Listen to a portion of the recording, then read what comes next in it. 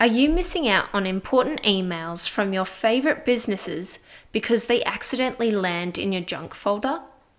A technique known as whitelisting is your solution to ensuring those emails from that sender always land in your inbox.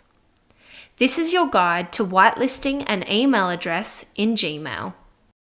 The first step is to open Gmail, and at the top right of your browser, you'll see the Quick Settings cog.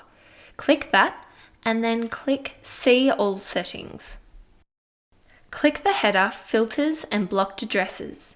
Then click Create a New Filter, and in the text box labelled From, type the email address that you would like to receive emails from in your inbox. For example, info@learnetnow.com. Click Create Filter. Then tick the boxes for the rule you want to create for the email. For example, every time an email from info@learnetnow.com is sent to me, click Never Send It to Spam.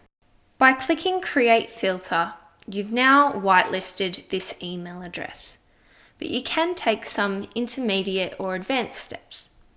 For example, you can click to categorize the emails as primary, always mark it as important, or even create a label so all the emails from Learnet Now will be filed into another folder.